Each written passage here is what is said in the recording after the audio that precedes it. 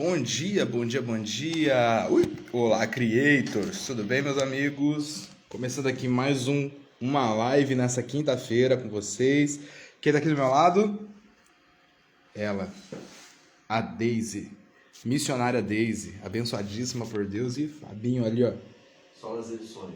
Editando o programa de amanhã. Amanhã tem onda missionária. Hoje? Fica de olho, fica de olho. Fica de olho, ó, fica de butuca. GG Rubro Negra chegando aqui, seja bem-vindo, GG. Deixa eu caçar uma melhor posição aqui pro celular, para o nosso bate... Ó, tem a florzinha aqui no meio. Não é isso que eu quero não, mas... Achei. A gente resolve. Achei. Isso aqui não resolve rápido. Não, vai ficar pra cima. Não é, eu vou dar essa caraça aqui pra você. Não, vai ficar ruim assim. É. A não ser Dá que... um grau aí, não sabe? Eu vou falar de grau não. Tá bom assim, né? Mas assim tá ruim.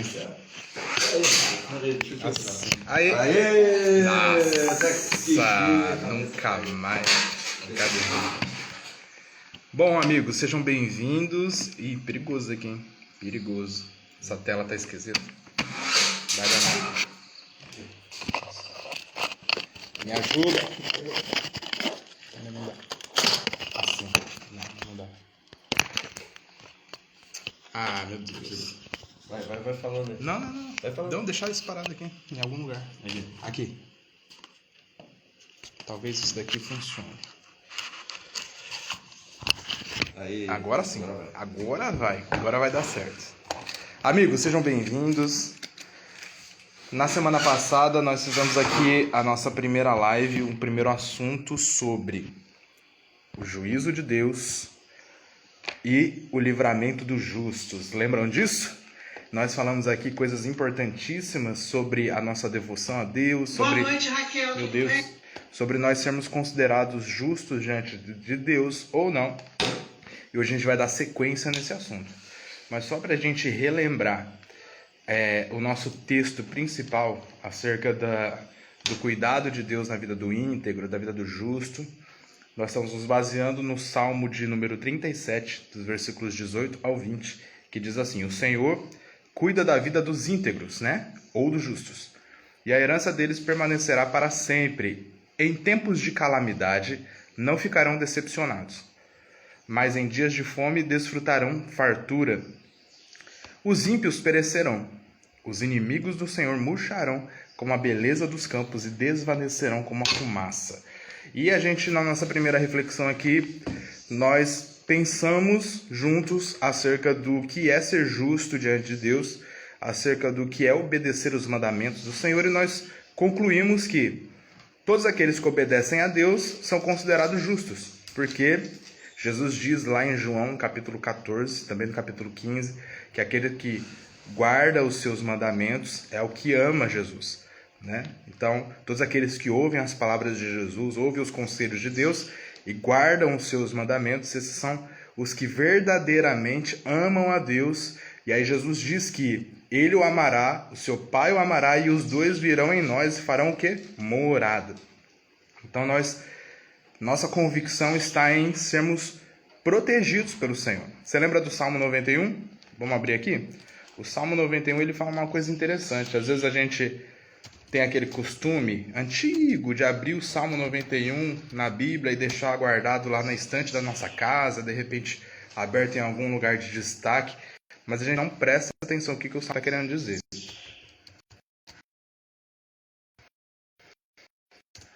O Salmos 91 ele vai falar acerca de uma proteção de Deus, só que essa proteção de Deus a gente vai identificar hoje, ela é uma proteção na vida de quem? Ela é o seletivo de algumas pessoas? Vamos entender junto? Diz assim, aquele que habita no esconderijo do Altíssimo. Então o início do Salmo ele já vai identificar para nós a quem esse Salmo está sendo destinado, né? A gente sabe, conhece o Salmo, vai dizer sobre a proteção de Deus, né? Fala que 1000 cairão ao seu lado, 10.000 à sua direita, mas tu não serás atingido. Fala que ele livrará do laço do passarinheiro, da peste perniciosa. Ele fala que nós não teremos medo do terror da noite, nem da seta que voe de dia, nem na peste que anda na escuridão, nem na mortandade que assola ao meio-dia. O Senhor é o nosso refúgio. Então ele vai trazer uma sequência de livramentos e proteção de Deus. Mas nós precisamos nos atentar ao quê? a quem este salmo está sendo destinado? E no primeiro versículo ele já inicia o salmo dizendo para quem que é, né? Aquele que habita no esconderijo do Altíssimo. Dentro do contexto que nós estamos falando aqui sobre o juízo de Deus e a proteção, o juízo de Deus e o livramento na vida do justo, nós entendemos que Deus vai livrar, como diz o Salmo, aqueles que estiverem numa condição onde Deus os considera justos. Em outras palavras, aqui no Salmo 91, são aqueles que habitam no esconderijo do Altíssimo. Entende? Então, este salmo, essa proteção, tem um destino certo. Não é coletivo para todo mundo. Entende? Se eu habito no esconderijo do Altíssimo, eu terei a garantia dessa proteção. Mas se eu não habito no esconderijo do Altíssimo e eu vivo a minha vida loucamente, não? Existe motivo de Deus proteger? Existe motivo de Deus cuidar, livrar? Ainda que Deus cuide e livre muitas vezes? Então, são coisas que nós precisamos amadurecer na nossa caminhada, nós precisamos amadurecer no nosso pensamento, na nossa cosmovisão e começar a refletir sobre isso, para que a gente possa ter uma vida de fidelidade a Deus, né? A nossa devoção ao Senhor. Mas o que eu queria dizer hoje em relação ao livramento de Deus na vida do justo, que é o nosso assunto, nós vamos pegar algo lá da antiguidade, né? Onde Deus assistia Noé na sua geração, e na geração de Noé era uma geração muito pervertida, muito violenta, era uma geração muito perversa, onde a maldade reinava ali ao ponto de Deus dizer uma palavra: olha, eu me arrependo de ter feito o homem sobre a terra. E a gente sabe que esse arrependimento de Deus ali nesse texto simboliza para nós o entristecimento de Deus pela maldade humana, né? Pelo que o homem se tornou após o pecado.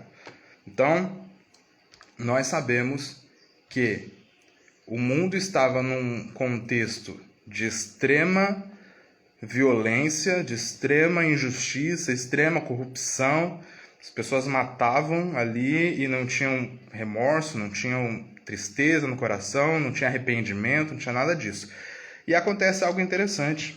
Lá no capítulo 7, no versículo 1 de Gênesis, Deus vai olhar para a terra e vai dizer: olha, disse então o Senhor a Noé: entre na arca você e toda a sua família, porque você é o único justo que eu encontrei nessa geração. Imagine você que naquela geração, vamos supor aqui que tínhamos lá cerca de 8 bilhões de pessoas, não sei se era isso, mas fazendo uma comparação com os nossos dias, imagine você que dentre 8 bilhões de pessoas, Deus olhou para a terra, para essa quantidade toda de pessoas e encontrou apenas um justo. É o que declara aqui, ó. Disse o Senhor a Noé: entra na arca você e toda a sua família, porque você é o único justo que eu encontrei nessa geração. Que triste, né? Que triste Deus olhar para toda a sua criação, toda a sua humanidade ali e encontrar apenas um que fizesse, que obedecesse a Deus, que ouvisse os seus conselhos. Então, Deus destruiu aquela geração do dilúvio. A gente sabe da história, da aliança que Deus fez após isso, que não destruiria mais o mundo com as águas do dilúvio, mas Deus guardou Deus guardou Noé e sua família, porque Deus viu em Noé algo que ele pudesse identificar, né? A justiça de Deus estava sobre a vida de Noé. Noé era o único justo sobre toda a terra. Então, vários textos na Bíblia a gente vai ver que Deus olha para a terra e vê: olha, não há ninguém que seja justo. Todos pecaram, todos foram destituídos da glória de Deus. E Noé era o único justo daquela geração. Então a gente vai começar aqui tratando com a geração de Noé. Depois a gente vai falar de outros momentos onde Deus também livrou o justo. Mas eu queria trazer agora para a nossa reflexão e para o seu coração. Vale a pena ser justo diante de Deus. Vale a pena ouvir a voz do Senhor e obedecer os seus mandamentos. Vale a pena nós adotarmos no nosso coração, acolhermos no nosso coração as instruções e os conselhos de Deus. Porque toda a geração do dilúvio pereceu. Os únicos que foram salvos foram Noé e a sua casa, por causa da justiça que havia em Noé. Porque quando Deus olhou para a terra, ele só viu Noé como justo. Amém? Então, nós precisamos observar essas coisas e nos encontrarmos numa posição onde nós possamos ser livrados pelo Senhor, possamos ser protegidos. Você quer ser protegido no dia mal? Porque o juízo de Deus virá novamente, virá sobre a terra. E dessa vez não vai ser como nos dias de Noé. Apesar de Jesus falar que seria nos dias de Noé, quando Noé, na época de Noé, o mundo foi destruído, Noé ele reconstruiu. Os nossos dias, o mundo será destruído e somente Jesus vai poder reconstruir. Somente Jesus. Então nós estamos vivendo a última oportunidade de fazermos a justiça acontecer. Entende? Para que haja continuidade na vida do justo. Então, que Deus nos abençoe. Essa é uma live curtinha, somente para a gente falar sobre esses assuntos. E lembrar que Deus está executando juízos. Quando você olha para as notícias, você olha para os jornais, você vê os sinais no céu, sinais na terra, sinais nas estrelas, sinais na natureza. Você vê muita coisa. Nós vemos muitas coisas acontecendo de acordo com o que Jesus tinha falado em Mateus 24, né? Que aconteceria antes da vinda dele. Nós sabemos que Jesus virá e com ele vai vir também o seu juízo. Vai vir a ira de Deus sobre os filhos da desobediência. Vai vir a ira de Deus contra todos aqueles que não amam a Deus. Vai vir o juízo de Deus contra todos aqueles que são considerados ímpios. Eles não têm o seu nome escrito no livro da vida. Eles não têm na sua vida, na sua alma, o selo de Deus que os possa proteger. Então, nós devemos observar essas coisas e pedir a Deus nas nossas orações que o Espírito Santo venha nos revelar aquilo que ainda há de incompatível entre nós e o Senhor, para que nós possamos ser considerados justos diante de Deus, né? E aproveitar o tempo que nós estamos vivendo, esse tempo, para corrigir falhas da nossa vida, corrigir o nosso caráter, corrigir a nossa personalidade, né? E sermos mais parecidos com Jesus. Porque nós precisamos ouvir a voz de Deus e obedecer os seus mandamentos, obedecer aquilo que Ele nos direciona, que Ele nos aconselha. Então, minha oração nessa manhã para todos nós é essa. Sejamos mais parecidos com Jesus. Sejamos como Noé, que era justo na sua geração. E ele foi protegido, ele foi liberto ali, houve livramento sobre a vida, sobre a casa de Noé, durante aquela calamidade que sobreveio sobre o mundo pré-diluviano, né? As águas desceram sobre a terra e toda a criação sofreu com isso. Todos os homens morreram, eles pereceram nas águas do dilúvio. Não houve ninguém para contar a história, a não ser Noé e sua família. Porque Noé foi considerado justo. E é a mesma palavra que nós temos hoje para a nossa geração. É a mesma palavra que nós temos hoje para os nossos dias. Se nós quisermos viver na plenitude do Salmo 91, dessa proteção de Deus, desse livramento de Deus para os últimos dias, nós precisamos realmente habitar no esconderijo do Altíssimo. Isso significa tantas coisas: ter o nosso nome escrito no livro da vida, ter na nossa alma registrado o selo de Deus, ser considerado justo e íntegro pelo Senhor, ter uma vida de devoção a Deus e ter o temor do Senhor em todos os momentos da nossa vida. É isso. Que Deus abençoe o nosso dia. Nós voltamos amanhã para dar continuidade, porque essa série é uma série muito especial que está despertando os nossos corações para viver o livramento de Deus nos últimos dias.